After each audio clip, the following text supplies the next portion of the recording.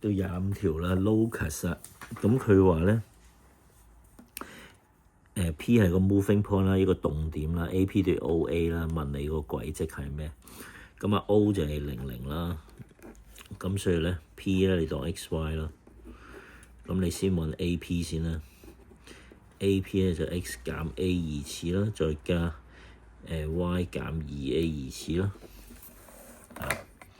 咁跟住等於咧 OA 啦 ，OA 咧就即係 A 減0二次，即係 A 二次啦，再加2A 減0二次，即係2A 二次啦。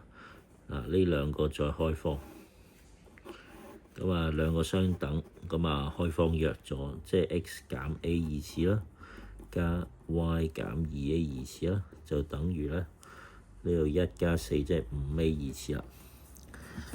好啦，咁乘開佢先啦 ，x 二次加 y 二次加 2xa 啦，再加 a 二次啦，減 2ya 啦，4嚟嘅，咁跟住加 4a 二次啦，就等於 5a 二次啦。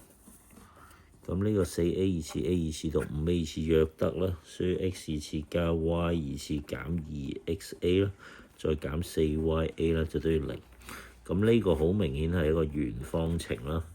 如果 A 唔大過0嚇，咁如果再講 deep 啲咧，個圓心咧就應該係咧負 D over 2負 E over 2啦。咁就即係咧2A 除2，咁即係 A 嚟嘅，同埋 2A。而呢個就係個圓心啦。呢個就係最圓心，即係 A 點其實係個圓心嚟嘅。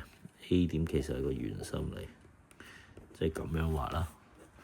嚇，而個半徑咧就係咧，係啦，即係咁啦。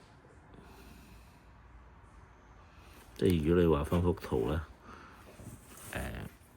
即係講 deep 少少啦，講 deep 少少啦，唔好淨係為咗做咗呢條數算0A。A 呢個2A，即係呢一點就係 A 嚟嘅。咁而家 AP 咧 ，P 唔知喺邊度啦 ，O 唔知喺邊度啦。你要 AP 就對 OA。第一點咧 ，AOA 就對 AP。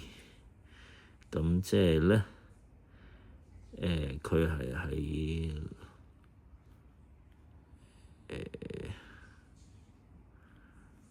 係啦，呢度當呢點係 P 啦，咁佢就圍繞呢個圓圈轉啦，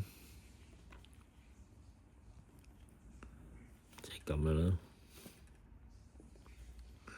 咁佢點樣轉嚟轉去都好啦，呢度等於呢度啦，R 啦，呢度等於呢度啦，R 啦，即係咁樣理解。咁啊呢點唔計，呢點唔計，所以 A 大過0。得唔得？即係轉到呢度空心咁咯。